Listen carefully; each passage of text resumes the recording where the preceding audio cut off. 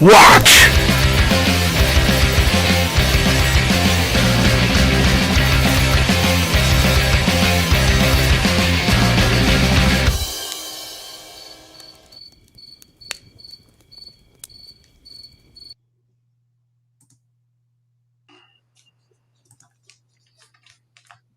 Is this thing on? I think it is. Hey, what's up, everybody?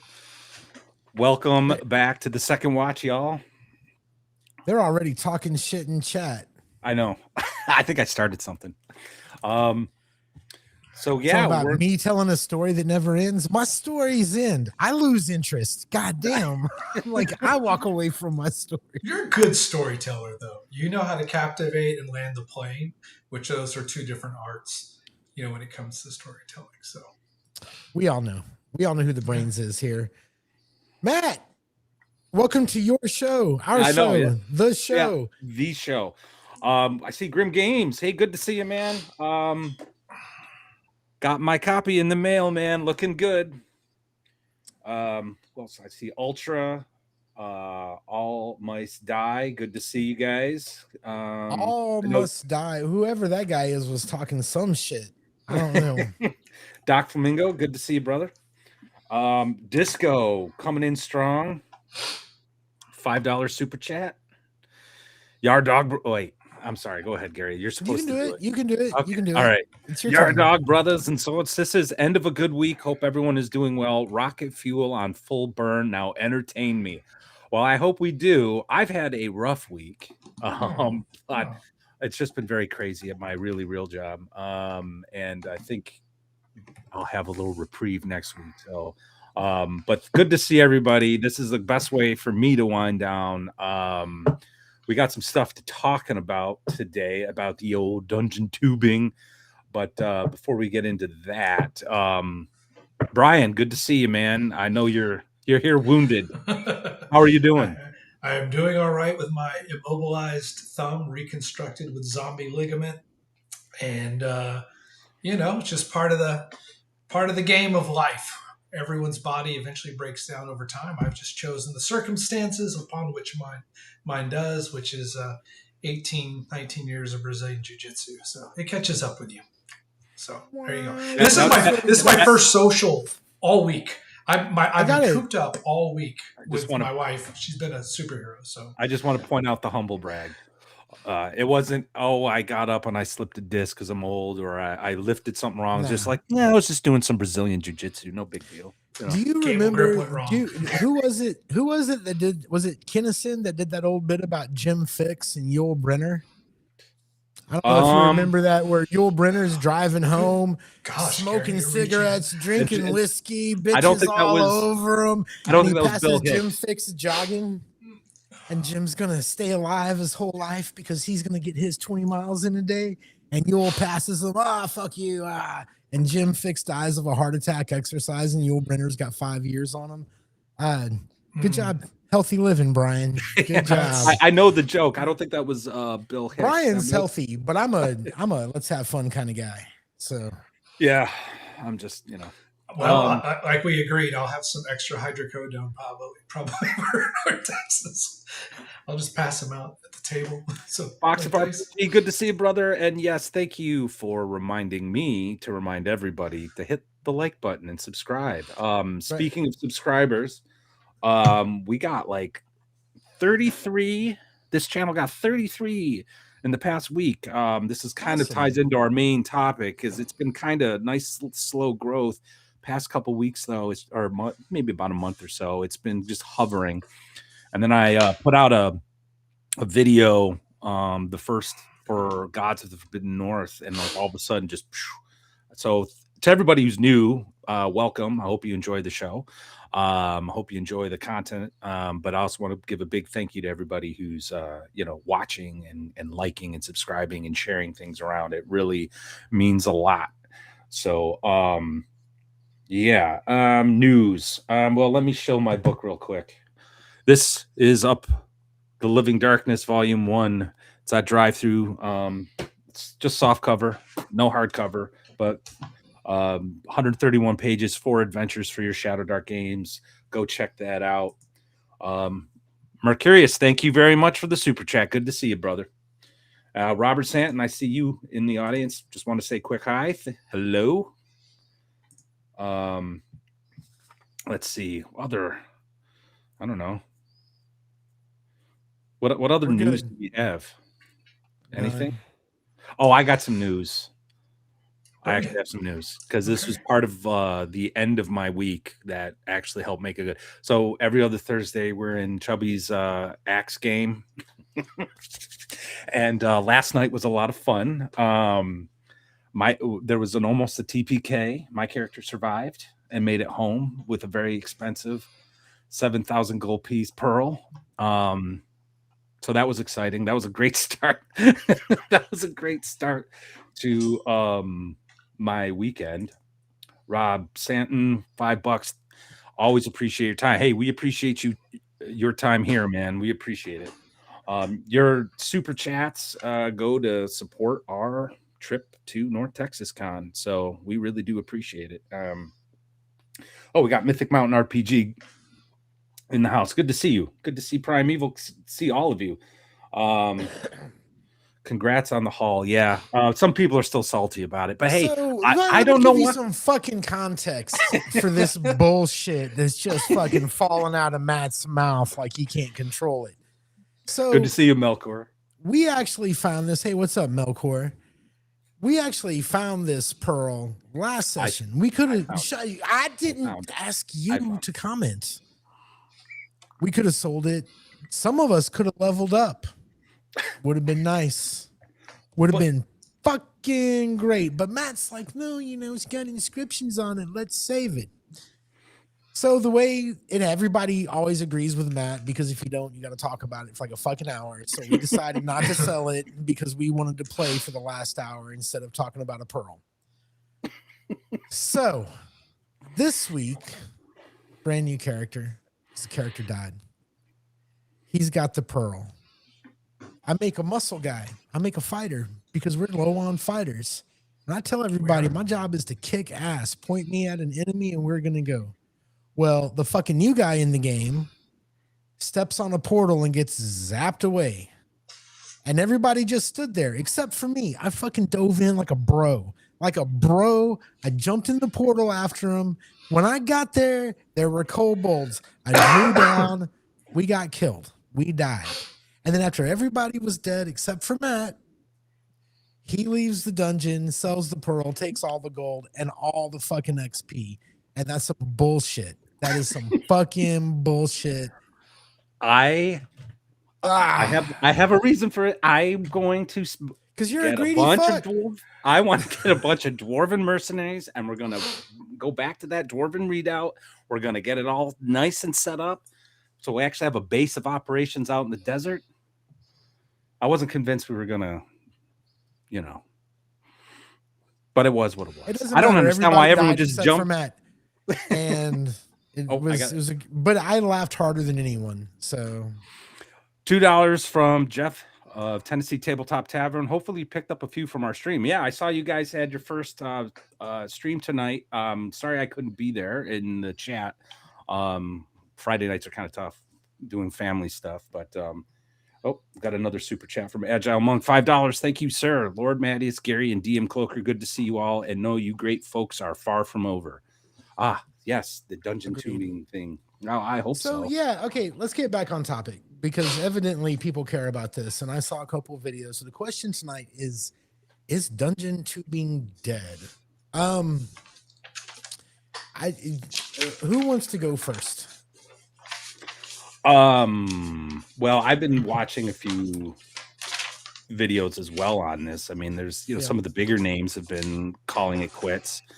I don't want to paint too broad of a brush, but the sense I get is like, they see their viewers go, the views go down. And so, which means, the money they're getting from YouTube is going down. And so they're calling it quits. You know what I mean? But absolutely.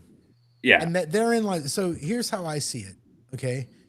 I think that, we had the most popular edition of D&D by sales. You can argue all you want. I know we're an OSR kind of thing. We got a lot of that in our audience, but Nothing has sold more than D&D 5th edition 2014.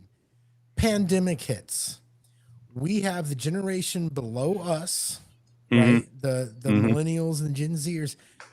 We can use computers, we can talk to each other, but they're media savvy. So their channels, which they already had, took a huge spike, and all of a sudden, why would you work for real? Because we can live off of YouTube. Right. But now Yeah. that trend is ending. If you played guitar and wore spandex at the same time in the 80s, there came a day in 91 when that career was over, right? It just ended. You had to go back to your regular fucking job. I hope you saved your money. And that's all that's happened now, right? That is all that has happened now is we've passed that big glut. Nobody wants the same shit. If you look at the YouTubers from that time period, the younger YouTubers who are weathering all this, they've changed. If I Mm-hmm. had an award to give, if I could give a medal to one dungeon tuber and be like, you're going to be all right, keep going. I don't care, hate me. Fucking Bob the World Builder. Yeah. I No, would, I I'd actually give agree him a with that. fucking crown. Go look at his early videos. They're 5e. He's doing all the same shit that everybody else does. A little bit before the OGL, you can see him starting to wander into other games. You look at his videos now, he's doing a Braunstein hugging old boy. Mm-hmm. You know, he's making that journey. Is dungeon tubing dead? No. No. But your motives, the idea that you're gonna make a living off of it is Yeah. I see That's this. My grandpa used to do ham radio for fun. He would go to this room, he would turn on a ham radio with a big fucking antenna that was on the garage, and for fun, he would talk about things with people around the world. That's yeah. kind of how I see this, you Yeah. know? I I largely agree. I think the contraction in the hobby now that people, people got into the hobby because they had nothing to do during the pandemic. They're gaming online. They're learning about the game by going to these dungeon tubers, and now that sort of the normies of a lot of the normies are going back to whatever they were doing before.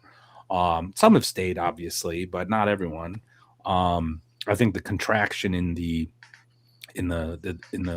gaming space is going to mirror or is mirroring the contraction in the dungeon tube space. Because not for nothing, the kinds of videos that were coming out pre-COVID were videos that I just thought were garbage. Like, I can't remember his name. He seemed like a nice guy. Like, if I bumped into him at a con, I'm sure we could have a drink and enjoy each other's company. But every video from him was the 5 best cantrips, the 7 best minions. It was just these like, not even hot takes, just like these like really quick like videos that just were, I don't know, that didn't really make. They were for like power building or something, you know what I mean? And I hated that crap. And that's why when I started my channel, it was, I'm going to record myself playing these games so you can actually see me doing it. And then I'm going to tell you what I think, So where,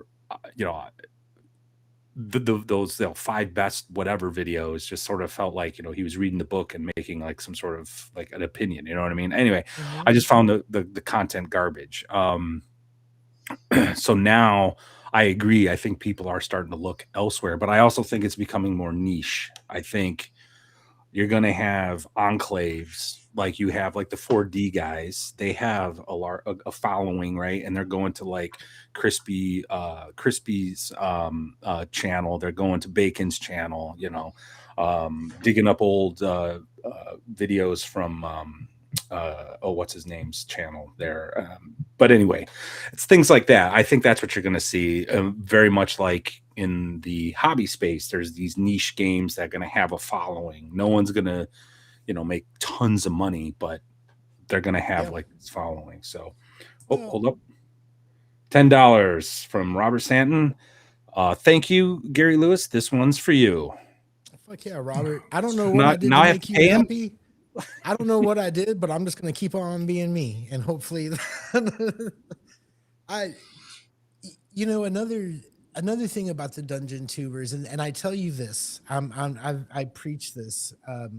with your whole nihilistic take on wanting WotC and Dungeons and Dragons to die and all that I kind of do. shit, I think that's another reason that we are seeing a decrease in some of these Dungeon Tubers content. If it's dying, I don't think that I don't believe that people in droves have stopped playing 5e the way a lot of the OSR guys are saying, but I do think that 5e's been out for a long fucking time. I don't think 2024 offered anything that was that much newer for them to talk about. No. You know what I mean? There's only so much to dig into. I used to really like watching Runeslinger's Star Wars, his FFG Star Wars videos. And the way he talked about that game, you'd think he'd never stop playing that game. But when they stopped making books, man, he moved on to Star Trek and Cyberpunk and you know what I mean? It's just there's only so much. You know, yeah, there's just so much you can do about one game. So I wanted to highlight this comment from Almighty's Guy. You also have people doing Patreon stuff and focusing on that being the source of income. Yeah, well, that's the thing too. I think you can't rely on this anymore. I mean, and this is across the board. This is not just in the Dungeontubing sphere. You know, I watch Jeremy Hambley, the quartering, a lot. I know he's got some controversy going on right now. I don't care about that shit. But I like, it's something I listen to during lunch, you know, when I'm making myself lunch or putzing around the house doing chores. But even he's commented on it, and other in like the broader YouTube space is like the algorithm, whatever they're doing. YouTube is, you know, focusing more on shorts, and they're seeing, you know, a loss of revenue because of loss of views and things like that. So I think that is playing a role in this. And you're seeing a lot of these guys pivot. That's why Jeremy's shilling his coffee company. You know what I mean? So I know Black Lodge Games, you know, they have their Patreon, and that's actually where they're, I think, you know, I don't want to speak out of turn because I don't know their operations well, but it seems like that's really where they've been focusing their community outreach and growth. You know what I mean? So I think if you are a wannabe dungeon tuber, like, you should do it because you want to, not because you're going to make any kind of money. I mean, so that kind of probably leads in a lot. And I had some time, obviously I had a lot of time this week to kind of ruminate a little bit on when the algorithm starts feeding us certain content, it perpetuates itself. It's a self-replicating cycle, and all of a sudden gossip becomes gospel. I think it's intriguing to deconstruct for a moment, and instead of talking about the death of dungeon tubing, is to instead for a moment reflect back on how it was born. And I was kind of compartmentalizing it a little bit for like how it drew me in. And yes, there's different factors, you know, additions of games, you know, types of play, but it really comes down to some really core elements that probably everyone here can agree on. Probably the first one is entertainment. Dungeon tubing is entertainment. It became the most prominent tip of the spear with the advent of all the live play shows. So there's that aspect. Then you have dungeon tubing as educative, where it's about to teach people systems, processes, the things that make something work so that you can enjoy it more fully from a place of comprehension. The third one is enlightenment, which is when you start playing something or working within that hobby space, that sense of discovery of how to do things and kind of put your own stamp on it, your own identity. It's the last two ones that I think probably have risen now to be low return on investment. Evangelism and egotism. And a lot of dungeon tubing content has veered so strong into those lanes that we've kind of lost a little bit, I think, of what the magic is of what brings people in to watch content. If you look at a lot of egotism in particular, a lot of flag planners, it's a lot of alienation, But egotism is also just that sense of authoritarian, wrong way to play the game, or asserting one's identity in a particular sphere of influence to a degree where it becomes corrosive. I look at some of the stuff that's shaking out right now with Page convention right now, that whole drama that's happening between those convention organizers and how they're kind of, giving each other the what for. But then that evangelism can also be off-putting when we go so hard for something. And I'm just as guilty. It's probably good I'm not on the Shadow Dark stream next week, because I would be the guy that would be the most hardcore, right? That evangelism kind of sometimes limits view. And so when you think about, I don't know, for all three of us, how you kind of got into enjoying Dungeontube.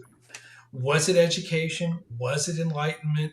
Was it entertainment? Like, where were the roots of how you really views the medium? We've obviously had a lot of good connections and met a lot of good people, but what keeps you? What keeps those of you in the chat? What are the things that keep drawing to content? Brian, you make a good point, because the videos that I'm really vibing on right now are really practical. They're not how to keep a good vibe at the table, right? It's technique. I mean, you look at Chubby's videos, and most importantly, I'll say this: Tenkar is fucking killing it right now. Yes, he is. Like, Yep. his little short form videos that he's banging out, and his BX videos, I'm getting more. It's not even like I'm being educated. It's like being reminded. Yes. Renewal. It's renewal. Yeah, I'm in the kitchen making salsa. One of his videos is on the TV, and he's talking about adjudicating thief skills and how you don't roll for a thief to climb. You only roll if it's a sheer surface that nobody else can fucking do it.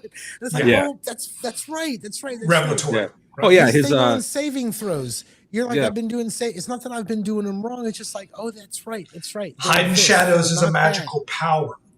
Hiding shadows is a magical power. That's what it is. And Chubby's videos, he's not critiquing something based on what he likes or his, this is that. He's got, agree with him or not, he's got a this is what it needs to be. This is how this fucking game works. And let me show you this with these examples. And I think those two guys right now, I think the value of their content is probably highest on the internet if you're a game master. Well, they've also experienced a lot, and it shows, because it's also they've experienced a lot of growth too. Like Chubby, like went from nothing to 6,000 like within a year, right? And then Tenkar, when I first learned of who he was a few years ago, he was around, I don't know, 5,000-6,000 right subs, and I just was like, oh, he's one of these grognards, and I liked listening to some of his stuff, here and there. And then with the past year, all of a sudden, it's like there was like this tonal shift between him, Joe Block, Greyheart Grognard, and Joe the Lawyer. The three of them are like the triumvirate of the OSR now, and they're now actually working together to like advance, and I think that's a great. But like, it's niche, so you're not, you're not going to go there to learn about Fantasy Flight Star Wars. You're going to go there to learn about BX. Right, you're doing it. And here's the thing. I was, I mentioned this to when we have our brainstorming sessions, which wind up with us just doing the show every week. When sorry, I may have lost track. Tenkar's videos are now reference materials. Yes. Right. Like if I had a question about BX, if I went into the YouTube search engine and I typed in BX alignment, one of Tenkar's videos is going to come up, and it's going to explain alignment in BX. And I think it's just going to have. The way he's breaking it down section by section is great. All My Style also hits on a great one. DRA1, Daddy One. His stuff is so good at really going underneath the surface. He averages about an hour 50 to 2 hour video. for his deconstruction. He was the one I was seeing you guys. Yeah, I really enjoy his stuff. I do like Mystic Arts. I think Dottie from overseas, he's just charming. He finds a way to really look at things through different prisms. And that's the sort of thing that has a lot more of a wide net to cast, I don't know, a spell of beneficiality across the hobby. Like multiple people can enjoy and be able to utilize content the more, dare I say, system neutral or system agnostic we go into technique, we go into some of the things that become friction points in our games, how to learn and overcome them. When you see the creators in the hobby getting better, sure, from 5 years ago, but then you also see a lot of these creators have decided to really narrow down and really kind of really isolate into one particular niche, as it were. But Gary, you mentioned like the whole the music metaphor, and I think it does hit a little bit. Probably maybe not as much grunge as I think like college radio. And you think like, okay, how did dungeon tubing really explode? Well, first off, it was a pretty low barrier to entry. Anybody could get in there. You just needed a camera and a microphone and ideas. So you had that. It feels very counterculture. You could come in with some revolutionary way of seeing or thinking, looking at something. You had people that were more like artisans and curators instead of pure celebrities. There's a parasocial aspect, when you start to find somebody that you really enjoy, and you're like, man, that's my guy. That's my guy. A Tomb of Lime, that's my guy. Who he just launched his own system. There's this whole do-it-yourself aspect, but at the end of the day, I think a lot of dungeon tubers eventually get found out, and it's going to come down to what is their incentive. And if you're doing it ultimately for the wrong reasons, the diminishing returns, it probably does become so hard to just keep on. Really, real quick, $5 super chat from Mercurius. Thank you very much, sir. Chubby Fusser's videos are short, sweet, and focused. Tenkar has been around for ages. I read his blog for years. Yeah, he's one of the OGs of the OSR. That's why he's someone to, if you're interested in OSR play, you should be watching his videos. You should be going to Joe Block's, Greyhawk Grognard's videos, and Joe the Lawyer, but about the short sweet, that's one of the real things I wanted to comment on off of this super chat. Thank you very much. This chat is moving by so quickly. I'm having a hard time keeping up. It's a lot. You guys are great tonight. Awesome. One of the reasons why, who was it? Daddy Rolled a One or whatever it is. I can't do 2-hour videos. I can't do 1.5-hour videos. I appreciate the people who catch this stream afterwards. Like, I think that's great, and I appreciate it. Please hit like and subscribe, the bell icon, yada yada yada. But for me, I don't have the time. Like, I can put on like a 10-15 minute Jeremy Hambley, the quartering video in between tasks at work while I'm like taking a break or something, a mental break, right? It's the same thing with like dungeon tubing videos. That's why I really like Tenkar. I could just like pop it in real quick, pay attention, and then I'm off doing the next thing. If that's indicative of like maybe brain rot because of YouTube culture, then so be it. But I think for me, I think it's better to have shorter chunks. Do you guys remember Aaron the Pedantic? I used to follow him a lot. He's one of these younger guys. He got really into DCC, and he would do these like 2-hour like deep dives. And I like Aaron a lot. I know he's not doing it anymore for a variety of reasons, personal reasons, but so I don't take this as disrespect towards him, but like there's a reason why he called himself Aaron the Pedantic. Like, he would just go on and on and on and on, and I'm just like, bro, just get to the point.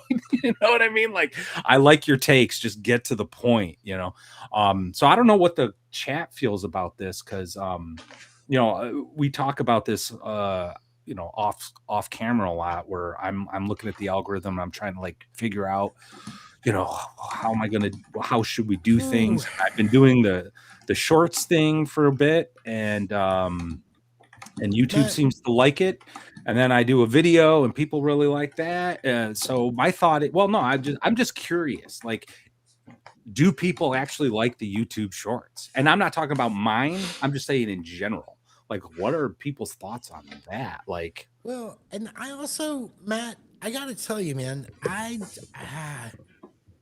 when we talk about the algorithm, it really kind of fucks me up, right? And I think the reason for that is because yes, he is. I miss the guy.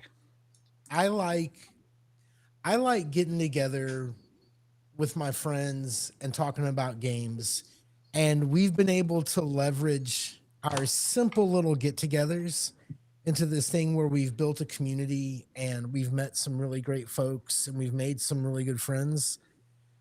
And I just, as the videos that I think you should be making are the videos that you want to make. Absolutely. You know what I mean? Because I'm not.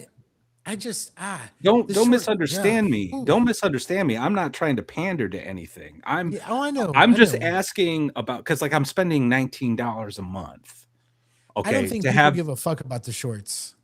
Yeah, that's kind of like and that's why we had that conversation about a week ago in our private chat about, I don't think the shorts are bringing people to the channel, even the ones that are it's for a different audience. It's for a completely different audience. But I will say this.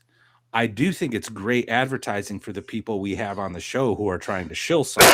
I actually had a couple people ask me about dropship, after watching a short, or Ben Gibson's book, So I'm wondering if maybe I should charge people. Hey, well, I'll do your shorts. No, I'm kidding. That's a joke. Probably don't want to phrase it that way. But oh yeah, no, I'll do your shorts. Yeah, no, it's the second watch. It gets kind of goofy at night after dark. Here's the thing. Here's the real thing with shorts. I don't think enough people enjoy them for you to really worry about it at all.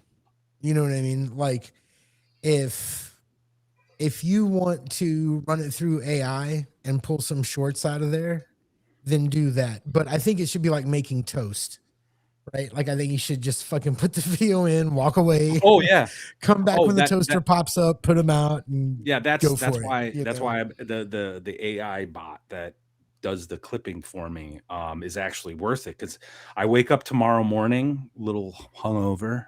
Thank you very much. And I just sip my coffee and I just kind of figure out which shorts I think are actually good, maybe edit them slightly. It doesn't take much time. I'm done in like 30 minutes and I have like content for the next couple of days. Real quick, Chubby made a fairly long video explaining my thoughts on our conversation last night about a unique sandbox with a mix of content that I was talking about. Yeah, I'd like to see that, because I've been talking about setting material for a very long time. Go for it, brother. And if people who know me know, I've been saying I don't want more retro clones. I want to see settings, and that setting material's got to be more than just here's my homebrew world, guys. It's got to present an experience. And I was saying this last night, when we took a break from the game, to Chubby, I'm like, Shadow Rim, it's quote unquote using the Shadow Dark game engine, but it is providing a very unique experience. It is not a Shadow Dark game, right? And it's cool. It's a cool thing. And we will be having Chubby on to talk about this in the coming months. But his Shadow Sun game is looking to be in that same vein. Like, I'm a huge Dark Sun fan, so I could quibble about a few things. I'm not going to, but like overall, I mean, it is exactly the kind of thing that I'd like to see the OSR or anybody interested in writing for the hobby do. So anyway, I'm looking forward to that video, Chubby. Maybe we could have a conversation about it real quick. I just saw a super chat. I want to get Robert Stanton, $10. This one's for you, Mattias. Cheers. Thanks, man. We appreciate it as always. Buys him a whiskey. So it kind of circles back though again to, what is the incentive? What is the reason that someone is going to be dungeon tubing, as it were, in the year 2028? And most often usually it's going to be because they're chasing whatever the big dragon is. Yeah. I don't think dungeon tubing will ever be over. I think it's now a part of this medium. I agree. In the same way that radio was in the early 1920s and television was in the 50s and so forth. It's just what's in the zeitgeist. The minute 6E drops, you're going to see an entire new renaissance. You're going to see an entire new generation. That's just the way it is. The trick is that why do we want to continue to consume content or make content? And it sounds like you identified it earlier, Maddie. I mean, if it's advertising great creators, and this is kind of what, Dan Masters did, is he said, okay, Professor Diem says, I'm going to spotlight the projects, the creators. This kind of goes back to that college radio. This is that curation of like, these are the cool bands. You need to hear them. You're going to get something great out of them. Yeah. Because it's very fragmented. And so you have to kind of leverage that right now if you're a creator. You got to find your lane because you're going to get swallowed up right now chasing what is really the dregs of a dying system in 5.58. Yeah. So. Real quick, super chat. Mercurius, thanks again. $2. This one's for Gary. Are we in competition all of a sudden? Are we? I don't know. Those Australian dollars? Those are Australian dollars. If we just, will you give us money if we just start insulting each other? Like, that'd be great. Oop. I try doing some that solo could be games for my channel. Grim, you guys are great with super chats. I don't know. Tonight. I don't know how I feel about solo games, Grim. You should have me on your channel. Let's talk. I'll talk some shit with you, bro. We'll make everybody and then happy. We got from Dan $5. I heard this wild story of some dude who walked in and started swinging at a bunch of gnolls when his buddy was talking to them. How did that end? We talked about it earlier, and it got there was some salt. Not in this area. It was more in Texas. A lot of salt in Texas. Lots of salt and tears. I think what's important, thank you for the super chat, sir. Dan, I think what's important to remember is that we all knew it was a portal before motherfucker knelt on it and started praying to a god he didn't even know the name of. And me, being the upstanding warrior that I am, followed him in. And when he was sitting there talking to a bunch of gnolls, it was a ruse. I just started swinging. I was programmed to do my job. It's the first session I've missed all year. And then I come back to seeing Grant saying everybody died except for Maddie's character. I'm like, what happened? Grant was really not happy about Tog dying. Oh, he was pretty. I wouldn't say he was sore, but he didn't want to talk about it. I think he really liked old Tog. So. Yeah, no, Tog was a fun character. Everyone's characters was fun. But it is what it is. Just yeah. But anyway, Matt, Dungeontube isn't dying. People will always. It will change. It will go up and down. But I think that. Look, anybody who does anything special, if you play Dungeons and Dragons, if you like building tiny homes, whatever the fuck it is, you're going to go to YouTube and look for the stuff that you like and have people talking about it. So it's not dead, but they're going to have to switch it up. We can't. Yeah.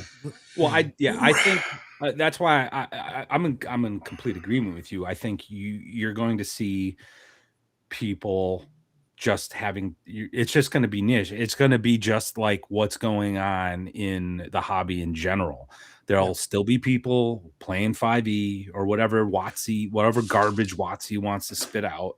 And then you're going to have people who are the DCC crowd. Like strangely enough, Facebook, I've actually started paying attention to Facebook again because there are a lot of communities on Facebook that are centered around these, these games, like the Dragon Slayer community. Greg Gillespie runs it. It's his game, and he's got his own little private thing on Facebook, and they're great. Like, they're constantly talking to each other about stuff. I sadly didn't win the Dragon Slayer dungeon design contest, but Greg Gillespie gave me a really nice compliment. He said he would totally use my dungeon when he needs a witch. So that was really nice. But by the way, on that note, Travis Faber, we've had him on the show before. He won third year. Oh. In a row, and that dungeon will get eventually published. Was it me? Not me. Chubby Funster has a super chat, $10. There is an arrogance among right-brain artists that is dismissive of left-brain business acumen. That is extreme folly. Marketing, studying competition, and adjusting pricing is important work. I do agree with that. I think one of the problems, and I suffer from this myself, is that like you do a thing, you make a thing, and then you're almost like embarrassed to go around shilling it. You know what I mean? But you got to, if you want to try to, recoup some of your costs to make it, right? So I don't know if I would call it arrogance. Maybe there are some people who are like that. I don't think it's for me. I don't think it's arrogance. Well, I'm like me. I'm sheepish. General, I'm like, I'm thinking of in general. Thank you for the super chat, Chubby. Just appreciate artists, don't tell me what to do, money man, you fucking suit. When really what people need to recognize is that if you're a really creative and talented creator of anything, just because you're good at that doesn't mean you're good at anything else. And if you've got somebody willing to handle the shit you're not good at, then shut the fuck up. Mind your boundaries. I create the stuff, you sell the stuff, or I should listen to you. Good to see you, Dying all of that. So I think Chubby has a point, but I do think, and I've run into this and I'm sure that anybody else that has gone to a con that knows people have run into is the inverse of that, where you have guys who have an okay idea. Their marketing and shit is great, right? They got the business stuff down, but are they offering anything that we haven't seen before? Right. Yeah. So, yeah, you're right, Chubby. I'm just not sure if, I don't know if I can't think of anybody in this space that I would think is like arrogant about marketing. But in general, I understand where he's coming from, especially with what you just said, Gary. But yeah, I don't know. For me, I'm just like, I don't know. It's one part. I've wrestled with the project for a while, and now I'm just done with it. Right? It's published. I'm done with it. I don't want to talk about it anymore. I want to move on to the next thing. And also part, I feel kind of weird trying to shill it. I don't know. But it's not have nothing to do with arrogance. I would. There are problems. I'm sure there's things I could do better in this. But anyway, I would contend that there's more arrogance in creative or philosophy than there is in marketing. The marketing of the tabletop role-playing hobby, whether it's in the independent scene or mass, books on print and the whole thing. I think that's such a small sliver that the common fan doesn't even have in consideration. Whereas the cult of personality that exists inside of, all of the different, it's a very pervasive. And when you start engaging people who are creators, who are inflammatory for inflammatory's sake, instead of achieving a common bonding element, which is to enrich games, to enrich experiences, when those people start to get found out, then they either have to dig in their heels and really just kind of become who they are and just have their huddled few. Or hopefully they mature somewhat and say, you know what, I have a chance to influence and impact. Let me get those connections. What is this? This tribe is capitalist and shilling are our smoke signals. Do it or the commies win. All right. Thank you. $5 super chat from my man, Disco Barbarian. I can't agree more. I guess I just have to be a better capitalist. Like selling a 7,000 gold piece. Pearl. Anyway, thank you for the super chat. I'm actually glad you brought that up because Agravar, I hope he's still in the stream. He said this actually like 20 minutes ago. I've returned to TTRPGs after 25 years. The grandstanding and zealotry in the hobbies factions is daunting. It's fucking crazy.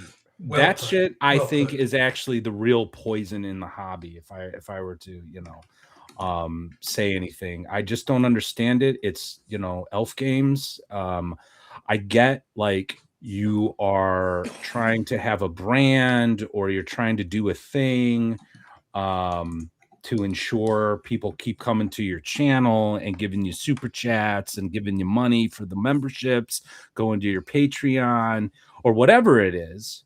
But it's elf games. You know what I mean? Like if it was politics, like I understand the politics game. Like for years ago, this is before anybody even knew who I was. I was that guy. I was like, this is what I believe. I'm going to argue with you all across social media.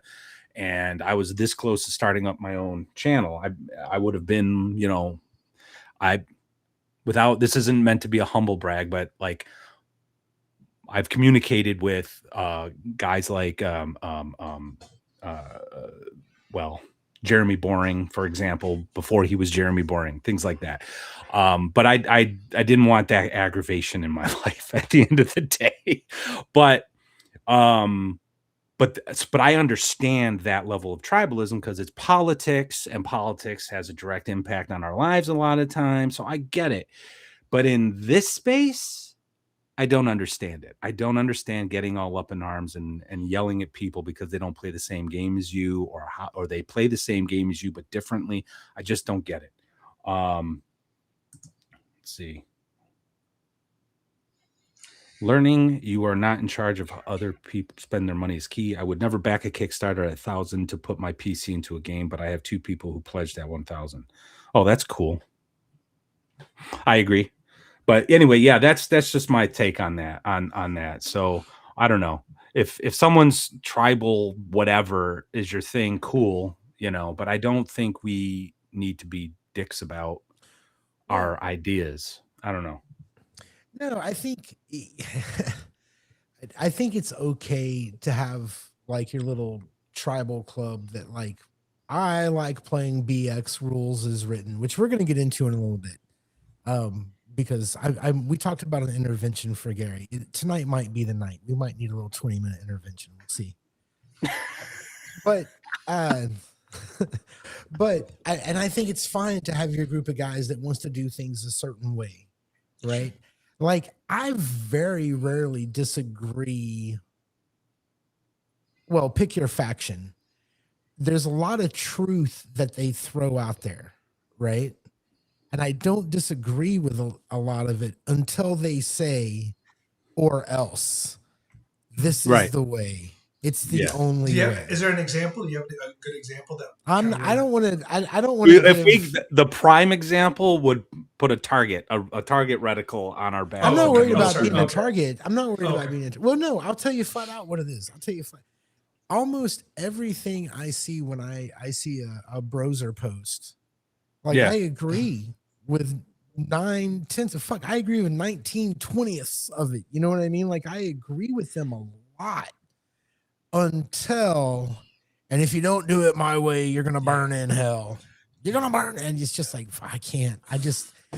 Even if you're right, bro, I don't want to hang out with you. You know what I mean? Like I just can't. Yeah. Well, radicalism is exhausting on any degree. It is. Right? At some point, I'll be right back. And so, and I think Gary, what you speak to is just like the common fans lament. You know, our lives are inundated with all manner of just these high histrionic behaviors, to where you just get this sense of like, okay, this particular creator is very cluster B. I don't want to really engage with this content, despite the fact that they might have something that might be of value. Guess what? There's 7 or 8 other creators that probably have similar valid ideas and perspectives, and you don't have to deal with all that grief. I'm going to tell you a story. You know how they say don't meet your idols? Okay. And I don't want to give any names, and you might know this story. I mean, you're in the chat, right? You're in. Yeah. Okay. So there is a creator who I really like. They've never put anything out that I haven't liked. Mm-hmm. And I have spoken well of them on our early podcast, on this stream, at the con, you know, all of that.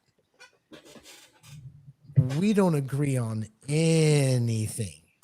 Like when I see this person talk about anything outside of gaming, we don't agree on shit. Okay. Love the games and everything. We had made contact with this guy to be on the show, and he mysteriously canceled without much of a reason. And to Okay, this yeah. day, Oh, even though I think it's something, I'm sure it's something unrelated. Benign. There's Yeah. a part of me that's like, I think this guy picks up on the I'm a bro vibe. Like I'm a dude, right? Like I'm not, you know what I mean? I think No, he you're picked much up more on than that. I think he picked up on that, and there's this fear that the reason I love his games, but the reason he decided not to be on the show is because I'm too much of a guy. You know, I'm a beer drinking. I don't drink beer, but you know what I'm saying. well, Like a I lot like of football and shit. You know, a lot of creators though are probably being very shrewd right now because there is some compartmentalization happening, and you now have a lot more money at stake when people's projects are in play. When you've got, I mean, come on. The freaking dungeon crawler Carl game has got 13 million. It's going to hit 13 million most likely tonight. The 5e sci-fi opera game. Just when we say 5e is dead, well, the 5e space opera Kickstarter is like $9-10 million. But this whole idea of people staying with their comfort food, I think fans do that, and yes, creators probably do that in whatever medium it is. And we're still kind of an underground quantity here. Second Watch is still kind of, we well, are kind of college radio, we So are, well, and I love it. I'd prefer, I know, just a little behind the scenes sort of thing. When we're looking for guests, Gary is going out for the big fish. He's getting in the boat yes. with the harpoon, and he's going to go grab the whale. I'm happy to just cast the line and find like young creators, indie creators, because every now and again, I made this joke before. Every now and again, I pick up a boot, but I find some good guys out there, and I learned about some really great projects like Grim Games. that was a win. That was a win. You know what I mean? That was a win. So, Yeah. and I'll But continue to do that. we've gotten a couple fish we should have thrown the fuck back real quick. Like I can think of, never mind. Let's not do that. Yeah, no, we don't want to talk shit. Speaking But of to, when can I? Oh fuck! I have. We To got this a point, guest though- right after North Texas. I'm so excited about. I did get a big fish. Oh, yeah, you did, and we can. But talk I don't want about to say it in case something happens. Oh, you don't want to jinx it. We'll see him at North Texas. yeah. Give me And we're one gonna second. have to My all cat's go going make crazy. introductions. But back to the other point, Matt, about the connections and having a chance to, I don't want to say network because it's very professional sounding, but Flint had something in chat earlier, and it's about these connections, these relationships that we're having within this space, this shared space. And I'm just going to go ahead and speak as the person who's not a major media, whatever, anything like that. I'm a sidebar in all this, but it's made my games better. It's made me better at looking at the game through all these different eras and prisms to where I can go and still create the things that I want to create, even if it's within frameworks that I might deem suboptimal. My 5.5 game is 23, 24 sessions in, and I found a way to tie rations and water to short rests and long rests. So like I'm finding a way to achieve what I want to do. And it's all about by the way, Ear Trumpet, I see your Australian dollars, and you've given Matthew and Gary both some of your Australian money. I will have you know, my favorite band of my entire life for over 4 decades is Midnight Oil, Australian band. Yeah. $2 from Mercurius. Thank you, sir. Name names, Gary. I'm going to be honest with us, with our crew here in chat. Gary and I struggle with this because there are games that we love that we know some people don't like, and we want to talk about them, even if though it's going to mean low viewership. But then there's people we have on where we'll just say the community they're like the topic of conversation. So we have them on, and we're just kind of like, we don't know how we feel about this, right? And we struggle with like what exactly we should do with that kind of thing. We don't want to, I don't know, how do I want to put it? We don't want to stomp on someone's good time, stomp on the thing that they created that they're very proud of or whatever. But at the same time, I always worry that we're going to be misleading. So I don't know how you guys feel about it. But can I ask you, Matt, though? I mean, just in retrospect, do you enjoy still knowing that there's the risk that there's the occasional product or creator that might not fully envelop what you're wanting for the space of 2 hours. Do you find that if that is what this show is a year from now or 2 years from now, that you're at peace with that? Hey, real quick, as was I talking about Chubby, I'll fucking tell Chubby whatever I want to tell him. Oh yeah, At any fucking moment. yeah. I love that guy. And the reason I'll tell, and let me tell you something about Chubby. This is why Chubby's, if you want to be a creator that we want to have on the show, there's a few examples you need to follow. Chubby, Rob, Brian Gibson. Alderman. Alderman, yeah. You know, these guys come on and they're open to talking. We always learn something new. And I'm not afraid of disagreeing with any of them. Yeah. Yeah. Yeah. Approachable. They don't big time us. Absolutely. Absolutely. I fucking told Rob Alderman I don't get Mega Dungeons as he's writing volume 3 of fucking Gods of the Forbidden North. And he's on the show. Man, Mega Dungeons, whatever, bro. Yeah. We got a $2 super chat from Flint. This is for DM Cloaker. So now I got to pay him. Thanks. Anyway. And then we got another $2 from Mercurius. This is for the Oils fan. Thank you, my friend, so much. The time has come.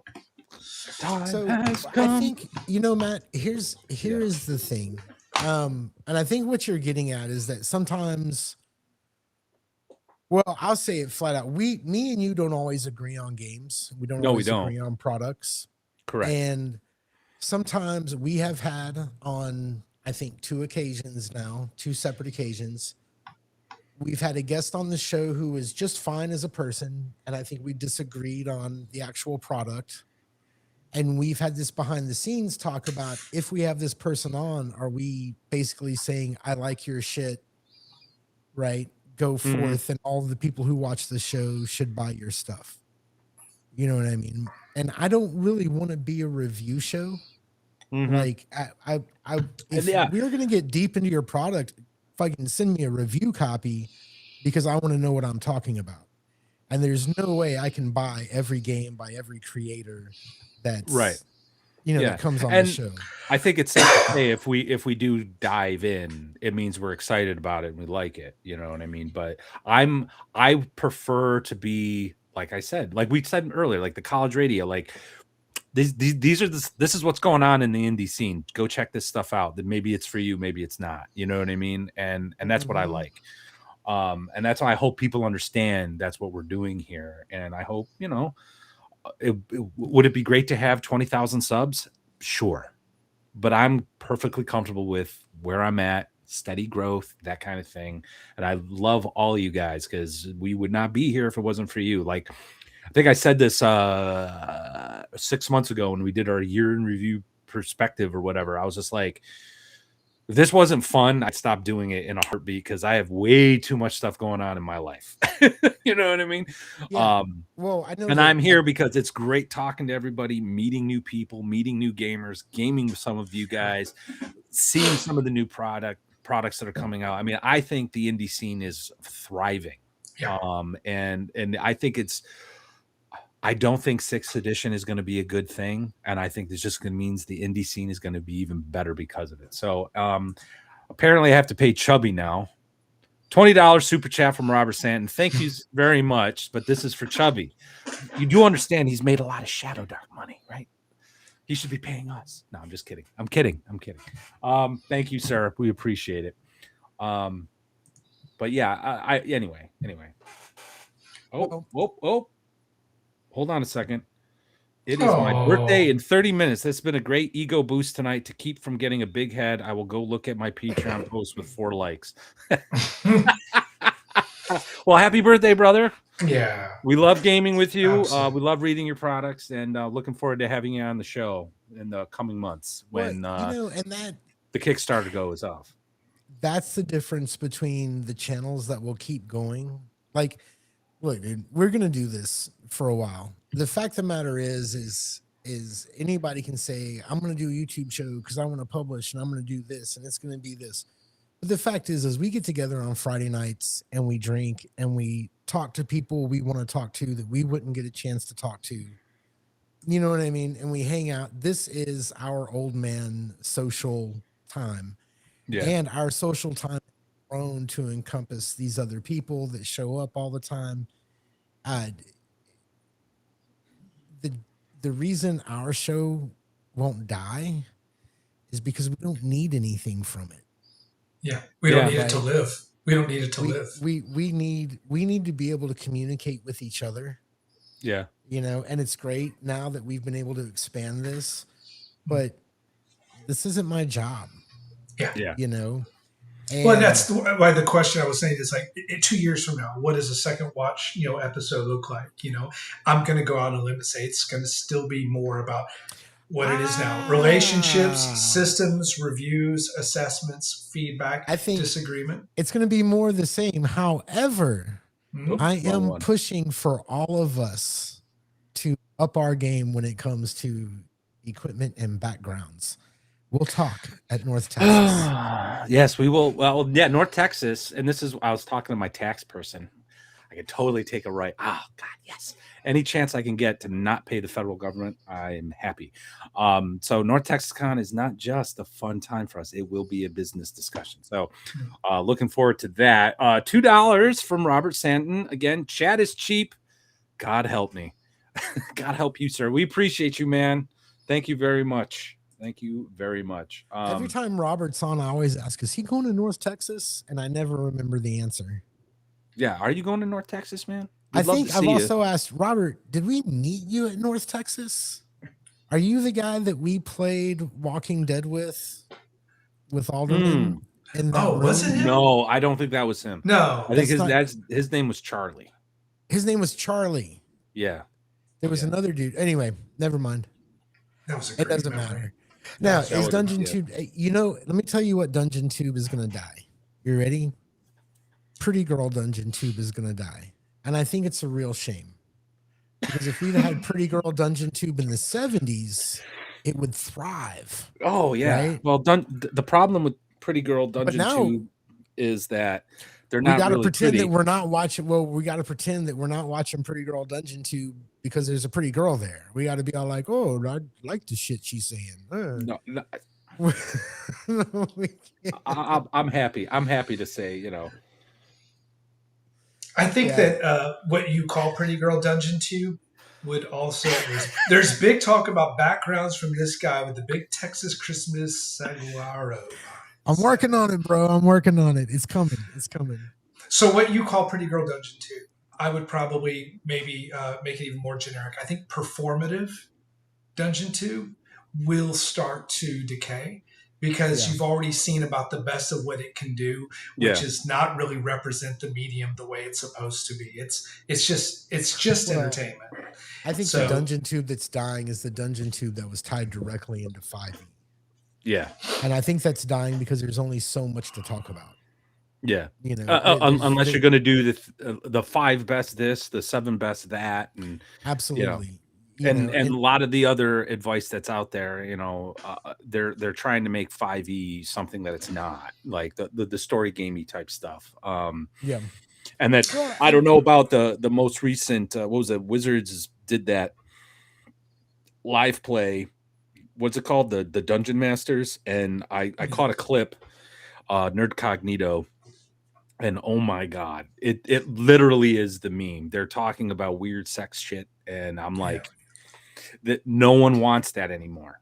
Like the culture is clearly shifted. And it's funny because and I'm not going to hate on Critical Role because they do what they do. They're fine.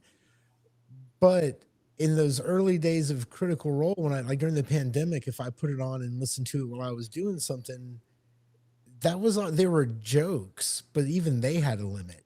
You know what I mean? Like they were, because they're fucking entertainers and they're plugged into, the system and they kind of know this stuff. So there were like the weird sex jokes and all that, but I have watched some things and you're like, you fucking, what? You're not even playing, you're using D&D like I don't know. I don't even know how to explain it. When you look at Dungeontubing, and it really you can kind of get a good understanding if you use these three litmuses.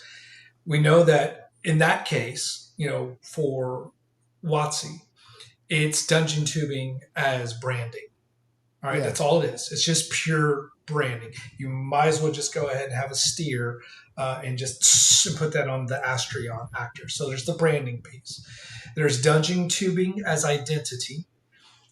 When I say that, like Tenkar, I would put him as an identity. It probably doesn't sound good to say it that way because we associate identity gaming as a certain performative, purple hair, nose rings, or whatever. But I'm talking the OSR as an identity, 4D as an identity. So dungeon tubing as an identity with Crispy, for example, that it's pretty ballsy for him to criticize and do those breakdowns of other very experienced DMs. And then the third one, which is kind of where I think that this whole endeavor over the past year and a half, but even going back to podcasting, is engagement. So if you're looking and say, okay, second watch, branding, no. I mean, it's nice, Maddie, if you get some stuff going and people are like, hey, look, here's a guy that I really like what he's throwing out there. I want to support him, or whatever other creators we bring in. We're not really here to establish any sort of set identity because we three are very different. So, but engagement, yeah, a lot of engaging discussions, even when you disagree. So I think that we're in a good understanding of, at least with what I see you guys doing and the people that come in. And by the way, this chat audience is very smart. They won't follow down rabbit holes of bad faith design or bad faith actors in the industry. So there's also a good curation here, but I think it's here for engagement. Engagement of ideas, engagement of technique, engagement of experience. And mission accomplished so far. Really, it has been wonderful. Yeah, no, and I appreciate you making that observation. One of our fans, I've been gaming with, Dan, he's in chat. He actually said one of the things he likes the most about the second watch is that we stay on topic. We're not meandering all over the place. Like, there is that live stream. I meander. Well, yeah, but we keep you. You don't go off the reservation though. Like, but no, there is that sort of like IRL type live stream where it's just people just sit around talking about whatever, and it's just like they're doing whatever for whatever reason that's entertaining for some people. I think it's like the bottom tier of that sort of style of entertainment, and we're not that. We don't have an agenda. It's literally, hey, let's talk about 3D6 down the line. Oh, okay. And then 2 days later, like minutes before we go live, what are we going to talk about again? Oh yeah, okay. And then we end up having a 2-hour conversation, which speaks to our experience. It speaks to our open-mindedness and willing to engage with each other, right, in a conversation. But I think that does help, and I don't know. I think that's a good thing, and I really appreciate Dan's comment on that, like giving us that compliment. I think in the dungeon tubing space, people are looking for more than just the engagement. They are looking for something to bite into. Look at Diversity in Dragons channel. Now I know it's more of like a political right?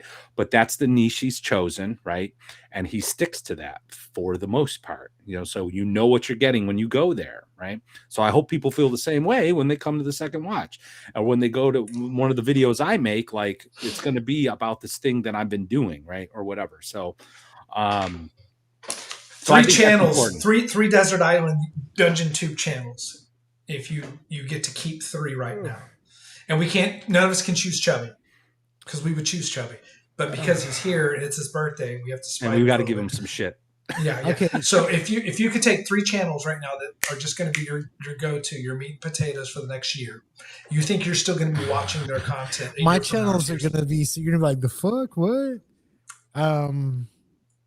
Over the next year, only 3 channels, and it can't be 3 D-tubers, as it were.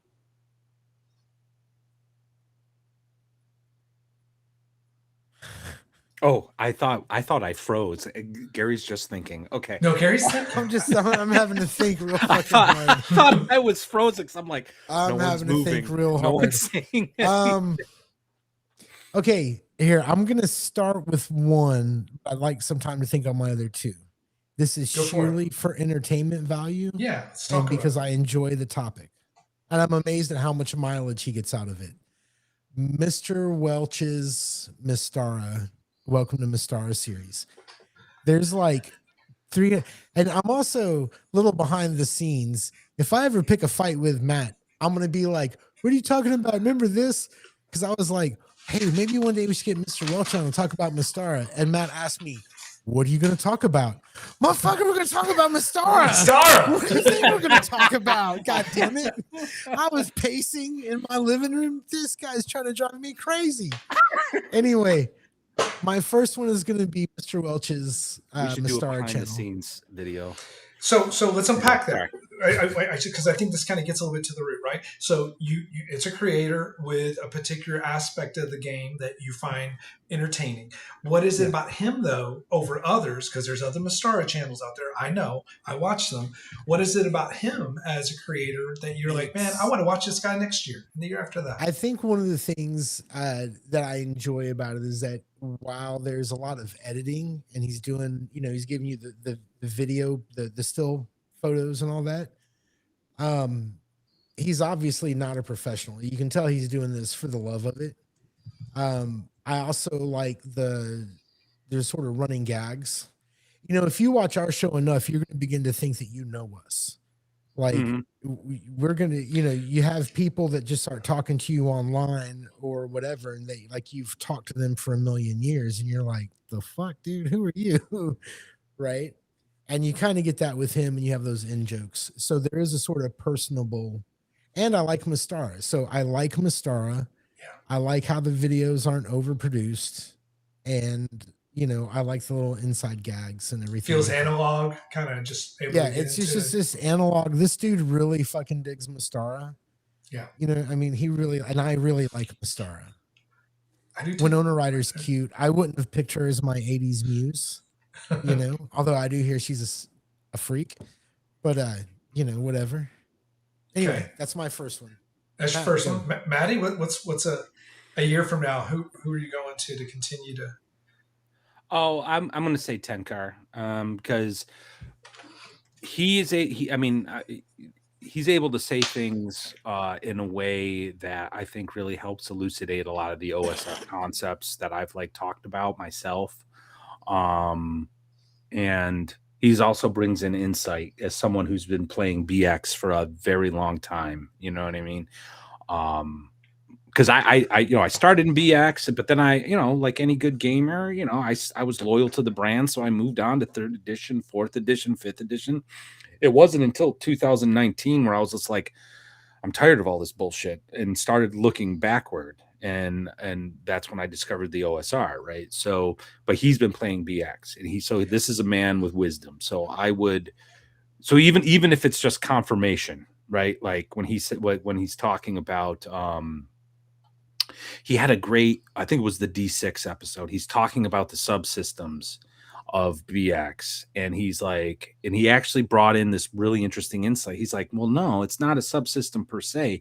It's a different type of unified system. It's the D6. And I was like, I don't necessarily agree with the analysis, but it was really interesting to have that take. And it gave me a deeper appreciation for the D6 subsystem in BX, so I would want to have Tenkar, hands down. Yeah, I mean, again, his ability to invert the understanding on the hide and shadows, for example, with thieves and the 1d6, not seeing it as a percentage of skill, but seeing as that is what the superpower is of that class. That's how you have to think about it. It's for when all else falls by the wayside. That is your superpower that you get to do. Yeah. And, we know it was never phrased like that back then. It was not. And Mulvey, Menser, none of that stuff ever had that sort of, it was never attributed to that. It felt like a skill system. where you just Yeah. had to, but he just, And in all nailed it. honesty, He and nailed it. everybody is going to clip this, and you should. After watching that, I concluded that James Raggi misunderstood the skill system when he made Lamentations of the Flame Princess. I think because like when Wow. I first was like diving into it, I called it the common adventuring skills, which makes sense. Like fighters should know how to sneak because that's what you got to do when you're sneaking around trying to steal gold and silver and stuff, right? It's just the specialist is better at it, so they improve. But when Tenkar said anybody can hide, all you got to do is say you're hiding behind the drapes or whatever. It's when you're caught in the middle of the hallway with nothing to hide behind that the thief is able to just blend into the shadows. I was like, oh damn. Did Raji not understand that? Because like that makes a lot of sense. You know, it's the fail safe. It's the thief's skills are like a saving throw almost. Like, Sure. you know. So I rethought my love of Lamentations. It's still my number one BX clone. But the But I fact that was you like, can come into it and look at it through a bit of objectivity, yeah, right? I mean, that's the nature of a mature creator, and being able to say, okay, this is a different way of. You heard it here first, Chubby. Big revelations, big revelations. But yeah, Tenkar's videos, and you know, I've mentioned this with you and Gary before. I usually have to listen to him on about 1.5 speed so that I can just get through his content because you know he takes his time as he's kind of unpacking it. But man, oh man, Tenkar on 1.5 speed, you'll get a lot of good adrenaline. So especially lately. All Ed's jumping in here. Go back, man. Raji says something similar in the book. Well, if he does, fantastic. It's been a while since I actually read through that stuff. But anyway, Gary, did you come up with another one? So I'll be right back. I brought gotta up get the refill. Tenkar. You've had some time to. Well, I agree on Tenkar, but since Matt said it, I won't let it be one of my 3.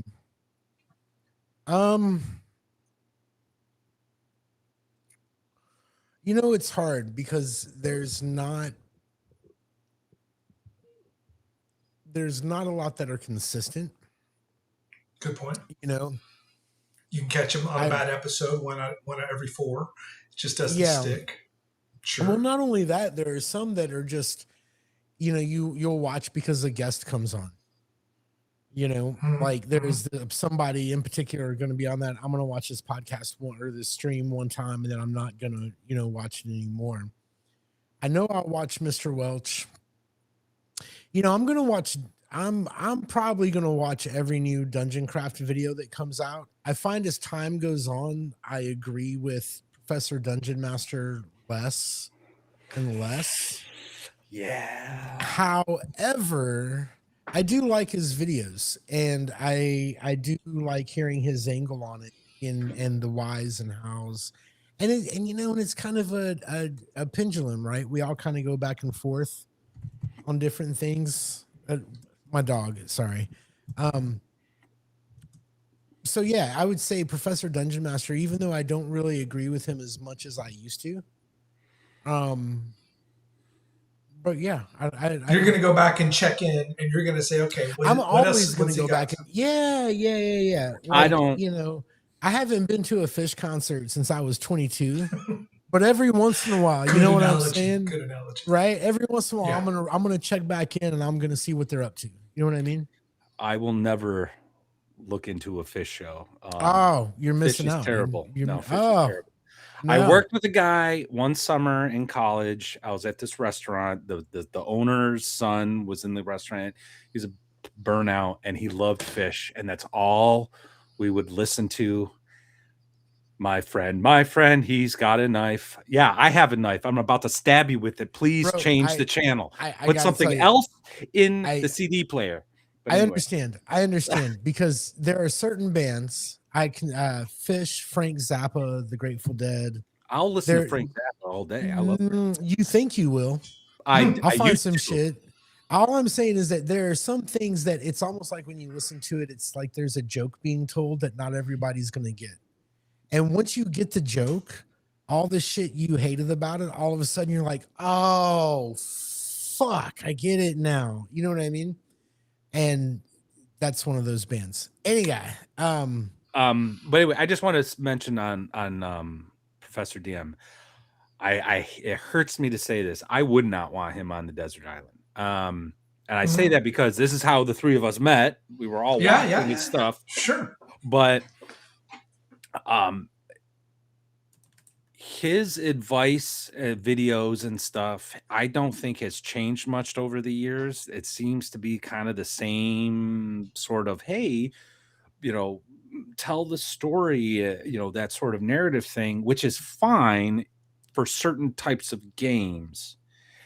And it dawned on me when he did his like looking back review of Village of Hamlet, and that's when I realized, like, I don't think this guy understands like what Village of Hamlet is. And I tried to make like a response video, right? Which he responded to. Hey, I'm always open to, you know, whatever, which is good. You know, I wasn't trying to be a dick. I think I came off a little harsh, but that wasn't my intention. But it dawned on me, like, this guy he knows what he likes and that's all he's going to talk about. But like, where Gary knows what he likes, but he's open to talk about other things. I know what I like, but I'm open to talk about other things, and we will talk about those other things. And it's very important to me to have clearly defined concepts when you're talking about these games, because not every RPG is going to have the same or offer and create the same experience. And I think that's important to understand. And when I hear him do his thing, I'm like, yeah, I think you're wrong so fundamentally. So I don't know. That's where I'm. You know, it's funny. I also, when he's talking about games, I oftentimes wonder in reference to who. You know what I mean? Like, Yeah. when you're talking, are you talking as in reference to your group, in reference to gamers in general? Because, you know, a lot of times he's talking about sort of simplifying the rules or streamlining the rules, right? Yeah. And the more I'm around gamers, the more I think they don't want that. That's got to be a thing for certain tables. Yeah. Because I'm around gamers, you know what I mean? And yeah, I just want to hit the super chat real quick. $2 from Robert Sandon. Thank you again, sir. I am a fucking man. I will not sacrifice that. Not entirely sure what that is referencing, but thank you. And you hold strong. About that, I have so you know, I have my my travails with my in-person gaming group. There are times there's brilliance, and then there's times where I'm just like, oh my god. The one guy who's like the ardent 5e player, like he's starting to fall in love with Acts 2, which is great. But then I realized why he likes Acts 2 so much. It's fucking crunchy as hell, you know, and it's something he gets to play with all these little bits and pieces and moving parts, you know, while he's playing, which is cool that I finally have a common language with him when it comes to these games. I gotta put the dog out. Sorry. Yeah, go ahead. But I think he's kind of like what Gary's talking about. He's someone who wants to play around with rules. This is the same guy who, when I mentioned concepts of player agency and what that means, he told me I was fundamentally wrong about player agency. And I said, what do you mean, my friend? And he goes, player agency is about me, the player, able to manipulate the rules to create the character I want. And I was like, that's not player agency. That's power gaming, which is, you know, it's fine. I'm not opposed to power gaming. Yeah. It's rules lawyering. I'm not opposed to that, but that's not player agency. So like, and that's how he approaches the game. That's how he's always approached the game. He honestly thinks he's role playing when he sits there, pulls off his hat, scratches his head and starts looking at the grid and going, well, if we move here, I'll get a synergy bonus here. And then I'll do this other thing here. And you know, he approaches it like a wargaming perspective. If I can borrow from the 4D guys, he's an ardent 2-dimensional gamer. Like, it's all about the war game. You know what I mean? So, but I think there's a lot of gamers like that. Sure. You know? And you know, you were going on to, you didn't yet give us your second, but that's okay yet. But we'll put a pin on that for you. But you mentioned how with Professor DM, there's a little bit of a gulf now between style or appreciation or interpretation, right? And that's fine. Having someone like him in the tuber sphere is still, because he is an engaging personality. Oh, He he has is, certain and gravitas, and so he's I'm not kind trying of to shit on the guy. maybe he's kind of our Nathan Jessup. We Yeah, we, well, we and need him on that wall. We need him out there, just to kind of you need me on that wall. Yeah. What are we talking shit about? No, he wasn't, but he hadn't given us his second. I just want to say though, I want to PDM was give not Professor Dungeon Master a lot of credit though, because he did talk about this topic of is Dungeontube diming, blah blah blah blah blah, and he actually said, "I am, I'm going to talk more about indie games, and I know it's going to affect my viewership." So I have a lot of respect for him on that. You know what I mean? I just think he's into games that I'm just not into. You know what I mean? And so that's why he's not my number 2. So who's your number 2? a year from now, who are you going to that shit. you're eagerly scrolling through your subscription tabs and you're like, man, I want to see what's this video? I have a confession to make. Oh. I really don't watch a lot of YouTubers. Okay. I watch occasional topics. I see something pop. I've subscribed it to a lot of the people, and then I might see someone with a particular topic. I'll watch their video, or they're doing a live stream and they Okay. and I'll jump in there. I mean, I love Double D. Like, I've met the guy. We've shared drinks together. We game together. I absolutely love Double D. He's a great person. Don't go to his Wednesday night show all that often because I've done the political thing, Okay. and I don't have the time. It's just not for me. Occasionally though, I'm like, oh, he's going to talk about this thing. I'm into that. I'll be there. You know what I mean? So there's not a second creator for you so much as there is a topical stream or flow. I think earlier when Matt was gone, I think I said the same thing to you. It can be a guest or the topic, mostly a guest a lot of times. And that's where I don't have many, like Tenkar I watch regularly. Professor Dungeon Master, Mr. Welch pops up and I always watch those. But I'm looking at my subscription list right now. At the top right now is Tenkar's Tavern, as far as that's I think what I've been watching the most. Yeah. Then we've got Y-Files, Jesse Michaels, Area 52, UAP, GUR, Powerful JRE, The Hill, Aliens. Screen Crush. Gary's not saying it's aliens, but Beck Me Berserker is on there. Berserker. Comes up quite he's a probably bit. not my top 3, but I don't know if he's my top 3, but he's underneath Tenkar. He's in rotation. Oh, you know what? You know what I mean? You know what? Okay, I got my number 2. All right, here we go. And the number 2 is they don't do videos. They're live streamers like us. And that's Nerd Cognito. Dying Breed was in the chat earlier. I wish he was still here so I can give him some props. I think Nerd Cognito, they touch upon stuff that the Second Watch doesn't touch upon, like the more cultural business stuff, what's going on. Like, I don't care about Wizards of the Coast, not enough to do dedicate a stream to it or a video to it, but it's nice to go and hear Ryan and Dying Breed and Ryan's wife talk about their take on it. And that's how I stay kind of tapped into that side of the hobby, is through them. I generally agree with their takes on things with respect to that. And at the end of the day, they're fun. Like, I don't feel like it's got to be like some performative nonsense. Like, if anything, I like Ryan, he's a businessman and I get what he's doing, and I take him for what he is. But I've gotten to know Dying Breed. I don't want to say we're close friends or anything like that, but we're buddies.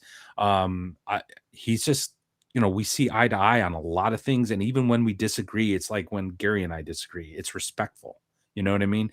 And Nerd Cognito, I think it just does a really nice job. It's unfortunate that they've had, some of the controversy around them that they've had, but that would be my number 2. I will say Nerd Cognito.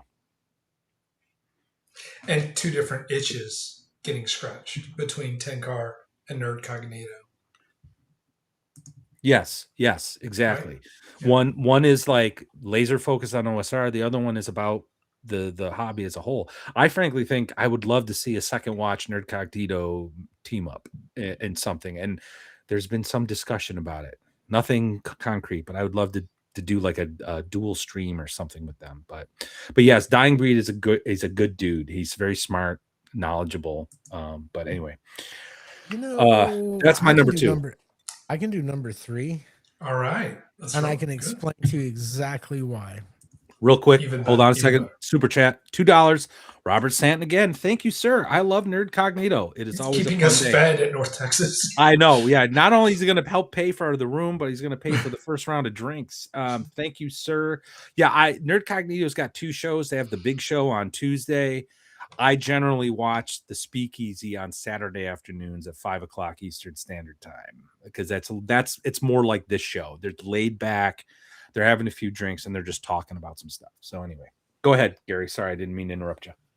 Okay, and I'm going to tell you exactly why this would probably be my 3rd choice.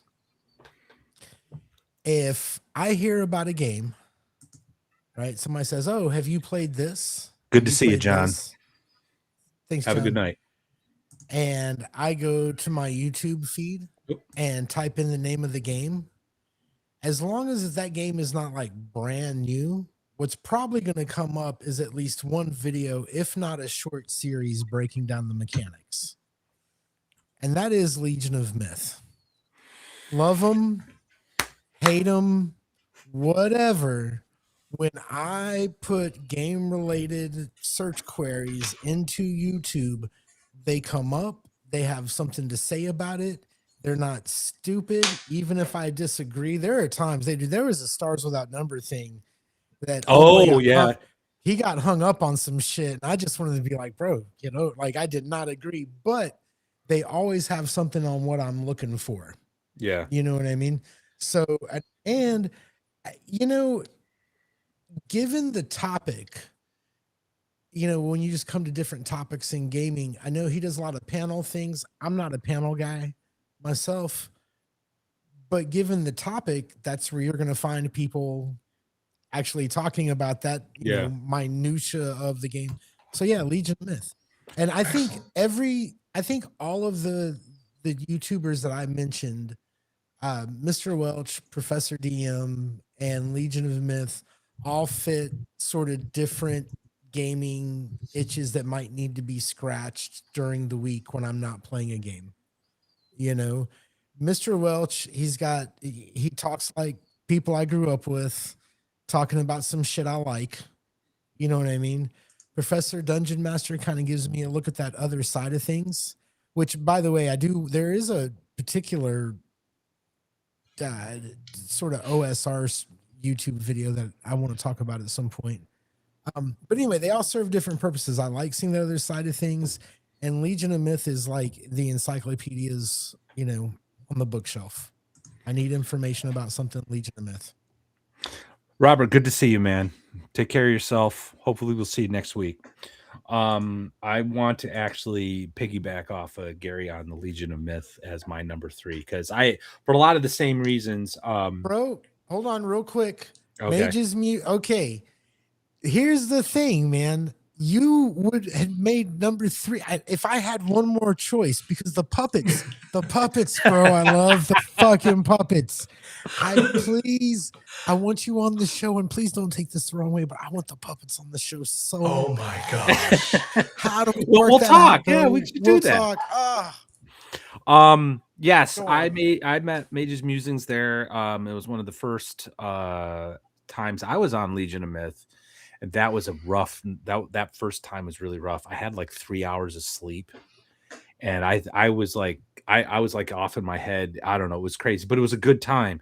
And what Legion of Myth is trying to do, because I not met him, but I discovered him years ago when he was doing the rants, and it was very political, and that was big at the time. And I think he's at a similar perspective point in his life like me and like a lot of us, where he's just like done arguing about it. and he just wants to get to the gaming. And Legion of Myths Friday night Game Master Insight, I think, does a nice job of not only highlighting ideas and techniques and whatever, but also, and this is something that he does, you won't see it because it's all in the background. He's looking for new voices. So, like me, I'm out there fishing for new products and indie creators. He's looking for new voices in this dungeon tubing sphere, and he gives them that voice. And I think that is fucking invaluable. He gets a lot of shit too. I'm gonna come out and say it. There's a group of people who don't like me, and whenever I go on Legion of Myth, they let him know that they're not going to watch because I'm on the show. I think it's shitty that they do this. And but to his credit, he says, I don't care. Lord Mattias has something to say, and it's not, there's been other people that, he's gotten shit for. So this is a man of integrity. So yeah, he's my number 3, a very strong number 3. So excellent. Mage's Musings, we'd love to have you on the show. I would love to have another conversation with you because that was a fun conversation. We were talking about sandbox games, right? I think that's what we were talking about. It was a really good show. But anyway, so yeah, that's my number 3, Legion of Myth. And if you go watch it, Dungeontube isn't dying; it's just returning to its normal state. The pretenders have nothing left to say, so they are going away. So you're saying regression to the mean?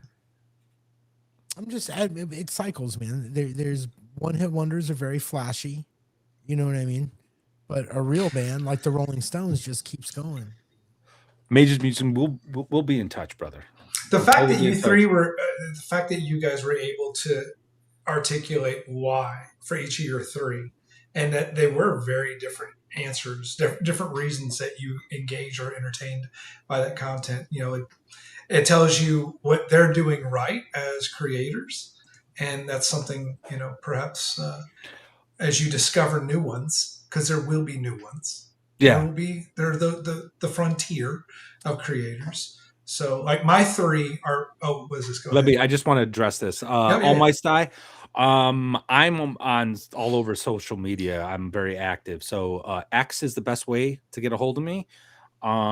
Maybe Facebook. I have a Facebook called Gaming with Lord Mattias. You can go there.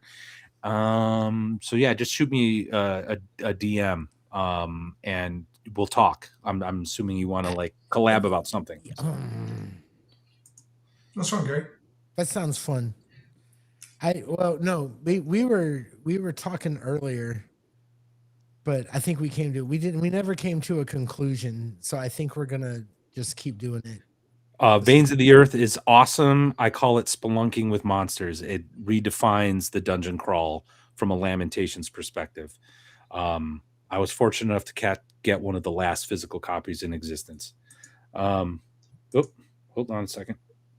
Chat's messing me up. Okay. Yes, I forgot also. Yeah, Dan made a good point here. All my die.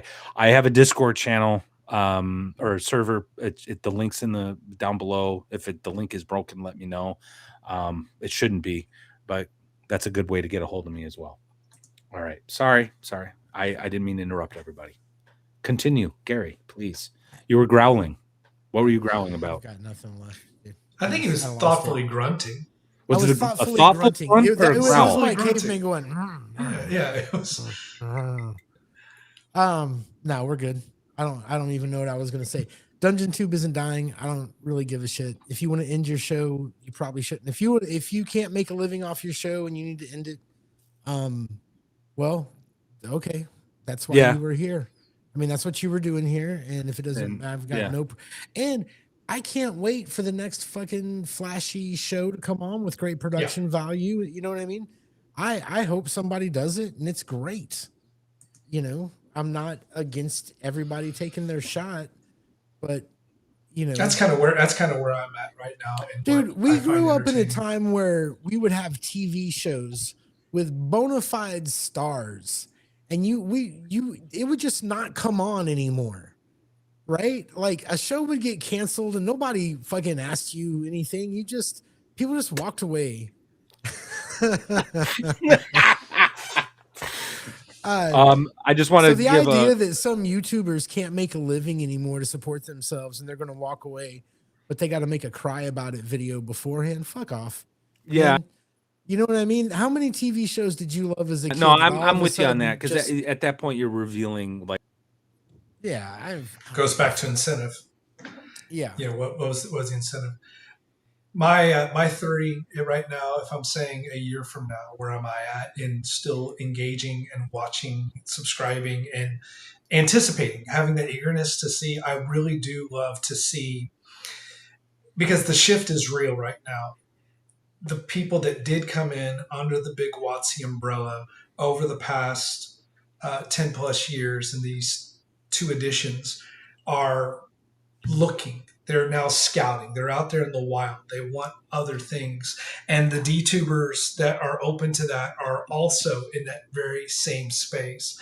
Mystic Arts, I love his production values. I find him to be genuinely engaging.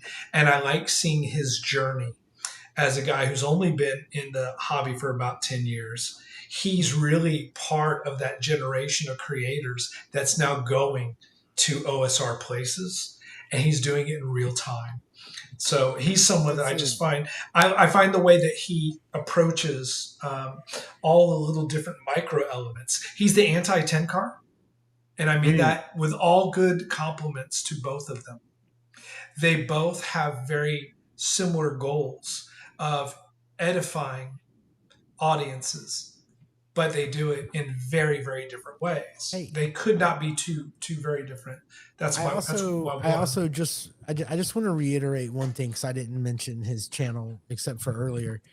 I think there are dungeon tubers that are going to be just fine, if not better off for this shift. And once again, I nominate Bob World Builder. yeah. He'll be around. I think he's gonna. It would be hilarious. Just fine.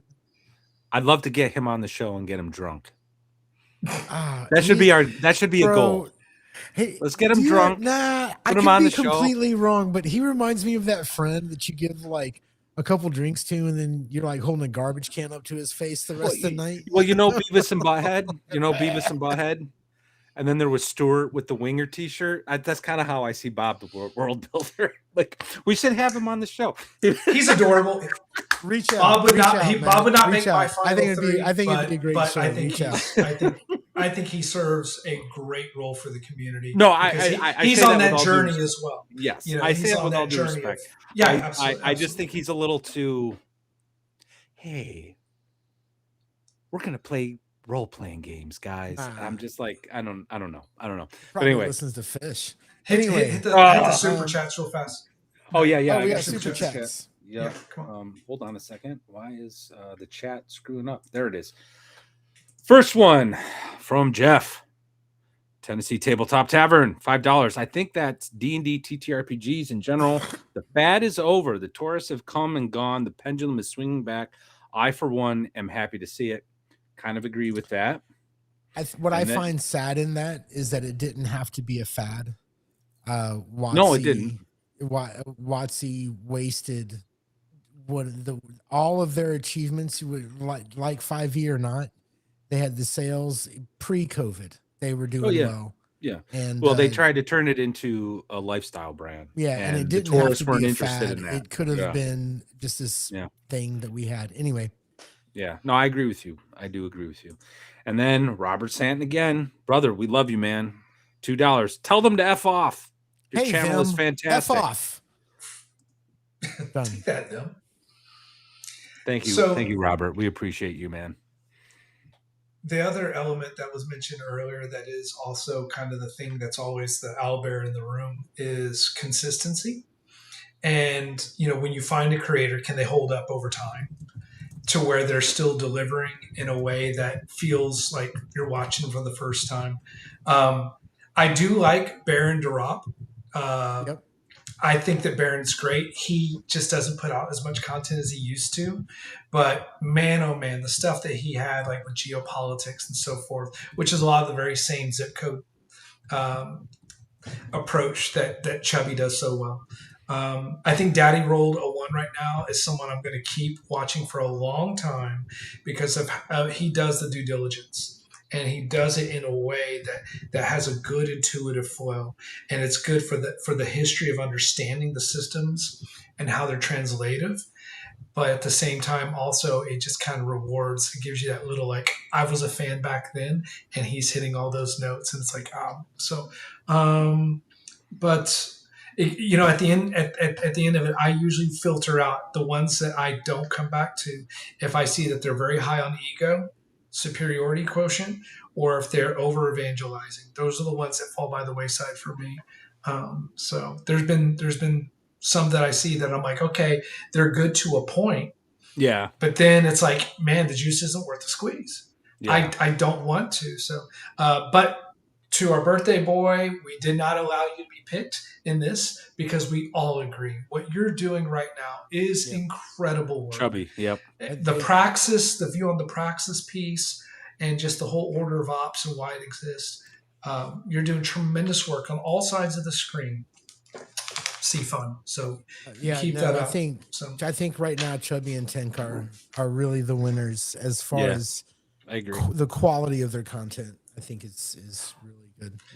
There are consistency, and it's the consistency. Consistently They're good. so consistent. I hope, and I feel that Greg will hold up over time.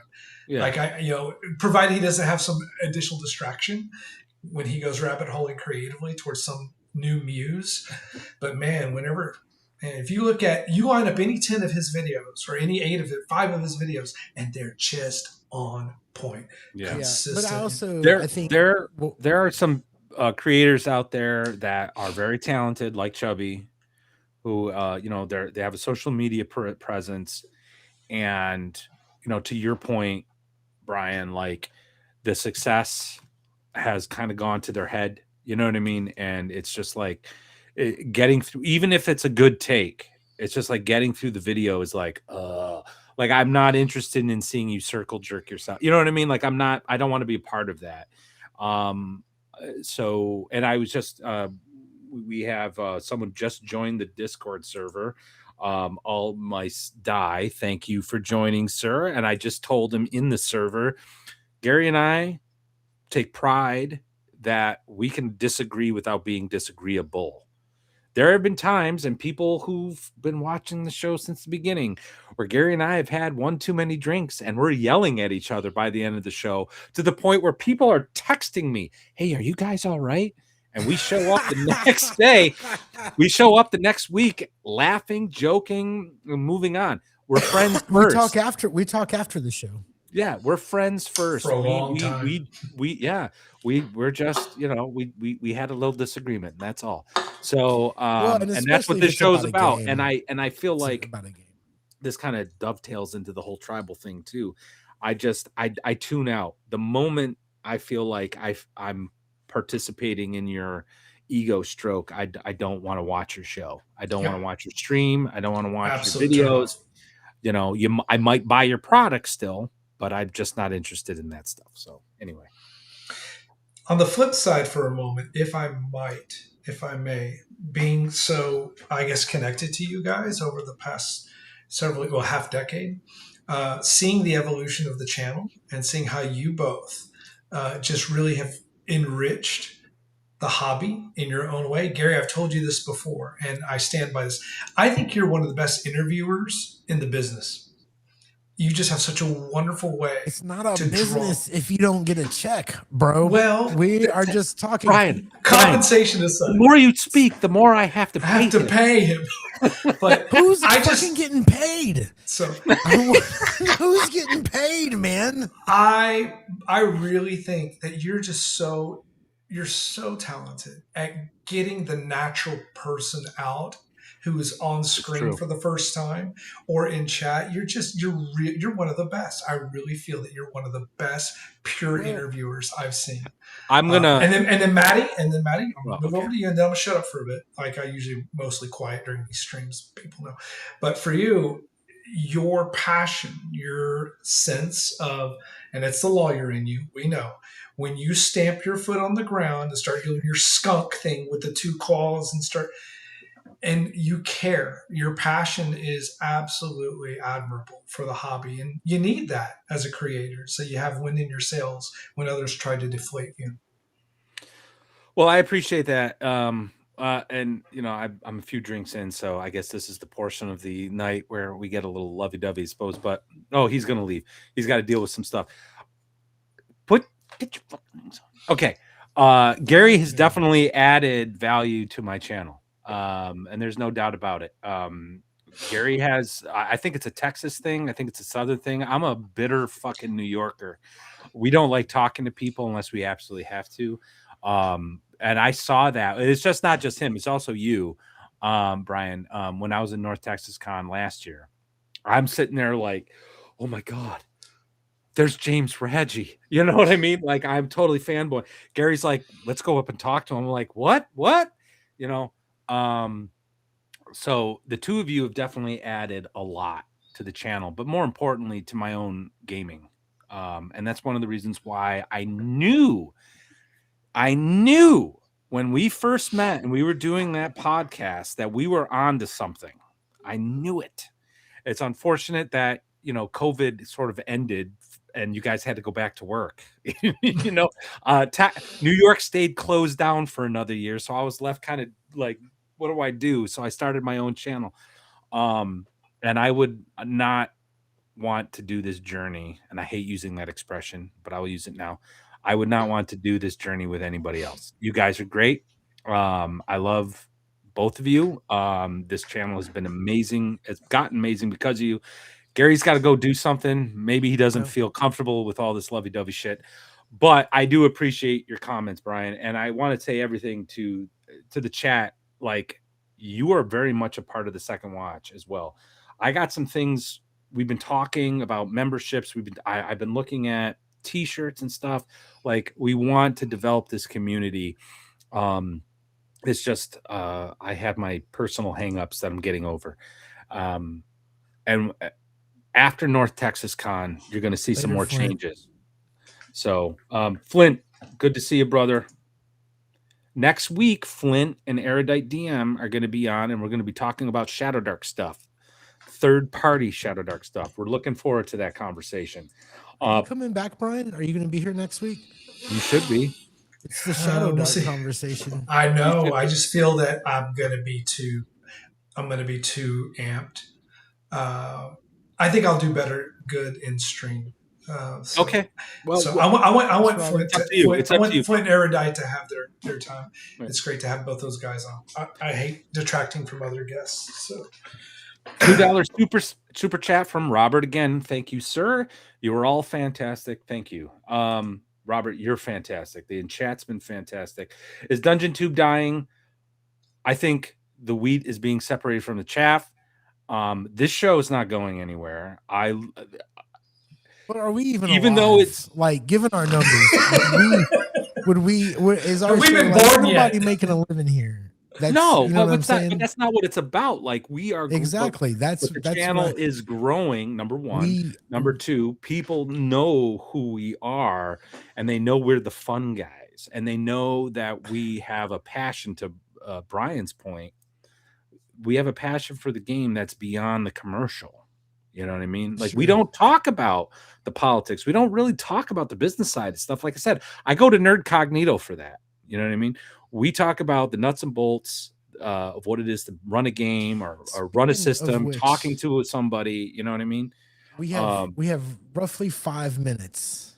I know we've been talking about, we all agree, Dungeontube is whatever. It's fine. 5 minutes. I need to make a confession to you guys, and while we're still on air, so it can be a thing and everybody can laugh at me. So a while back, I said, this is going to be the year of Gary the player. I'm not going to run any games. I'm just going to play. And I've been doing that, and I've been having fun, and I've been playing, and it's been great. But it is really driving me nutty not to be, running a game. And you can tell this is happening by the fact that I read, Stars Without Number. Fuck, we're going to run the shit out of this game. And then, I go read something else. It's because I'm not running anything. So I finally last week was like, all right, I'm just going to run a game. Everything will be fine. I've been a player for 6 months. I've done half the year as Gary, the player. So I'm gonna run a game, and what am I gonna run? System, and I was really going over it. And every time I sit down to relax, I start reading an old school essentials book, or the old BX book, or whatever. I'm probably gonna run a game of D&D pretty soon. Okay, fantasy B. Mistara, right? It's got to be Mistara. I've been thinking about how I want to do it. There's a few options. So, but it's not going to be anything big. I'm going to run a D&D game, probably sometime like after North Texas, because one of our guests has written a book about world building and about names. And potential guests. We don't want to. Potential guest. So world building names. What other books has he read? Didn't he write a primer, like an OS something primer? He's written a lot of things, but I'm going to use. There's a particular set of books that are used to build like everything, and I'm going to use those OSE, of course. I can't even kid myself. I thought I was going to run. I'm making the kids play OSE, bro. Yeah. Like I can't do Shadow Dark. It's like he our guest, our potential guest. We don't know. Our potential guest, yeah.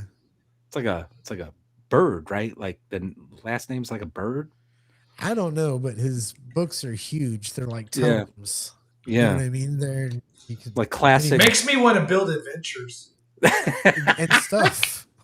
Yeah, we'll know for certain after North Texas. Yeah, but I'm pretty excited about that. But most likely, as I went through I did Stars Without Number. I went through that. I'm gonna run that.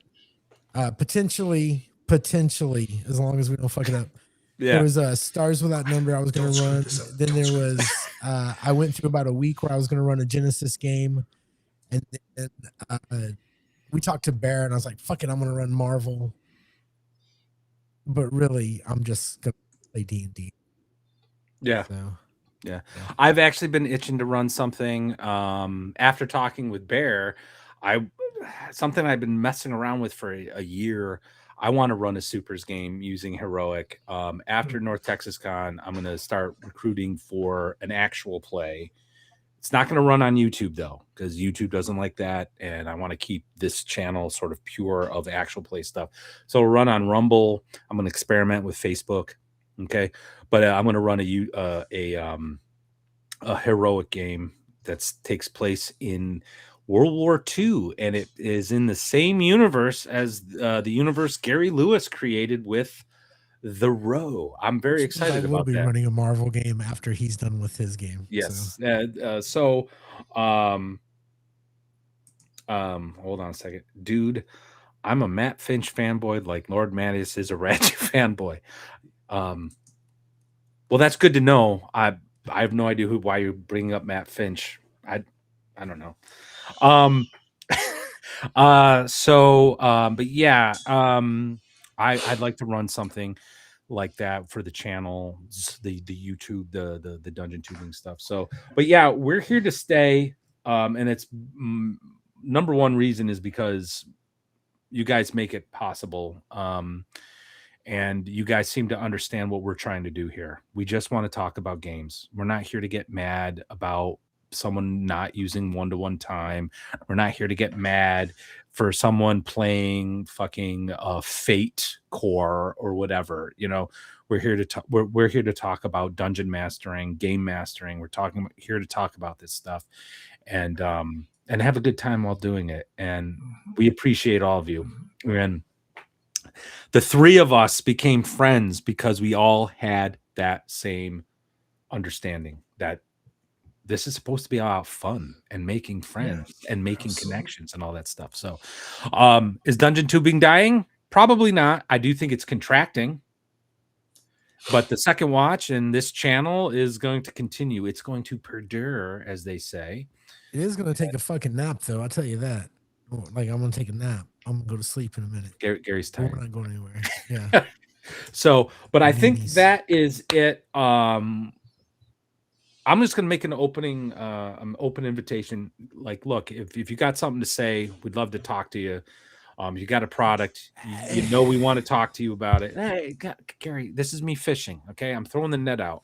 I'm a fisher of men. All right, fisher of creators. I want to see what you guys got. So, anyway, I don't know. Last thoughts, guys, before we close it out for the night. No. Let's see. No. The barbarian says, "Hit like savages." Hey, we've had a great night. We had a lot of people in, 26 likes for our regular audience. Dude, that's pretty good. We've had a really great night. Thanks everybody for being here. This was a very good night. Yeah. So next week we've got we're doing the Shadow Dark, third-party Shadow Dark show. Digging for gold. Yeah, we're gonna have Erudite DM, Flint Fireforge, and I'm working on talking to Fox of RPG. He's in the United Kingdom, so I'm trying to figure out how he can show up. He's been doing a lot of Shadow Dark stuff. He's also on the Barrows and Borderlands server, been doing a lot of stuff with that. I think he'd be great to be on the show. We just got to figure out the logistics. It might be one of those things where we just give him control of the show for like 30 minutes, right? And then he leaves because it's like 4 a.m. or whatever. But he's going to be on the show, hopefully. And then we're going to talk about third-party Shadow Dark stuff that you guys should check out. And Jeff has been hounding me in chat. Erudite DM has got a Monday stream where we have been playing all kinds of cool games. Currently, my good friend Dan, he's in chat, has been running Hyperborea. I've never played Hyperborea. It's been fun thus far. Go to Erudite DM's channel. I recently ran a Lamentations game there. I'm hoping to run another one in the future. So there's that. And while you're at it, go to Tennessee Tabletop Tavern, Jeff's channel, and check that out. Maybe give him a little like and subscribe because he's part of the community here. And while you're at it, please hit like, subscribe, follow, blah blah blah. And I think that's it. I think our watch is ended, guys. What do you think? Yeah, it's a good one. I think our watch is ended and will continue. I'm tired of watching. Awesome. Way to promote. Okay, guys, we'll see you next week. We love you. Take care. Night. Go to bed. Brush your teeth. Wash behind your ears. Clip here. It happens.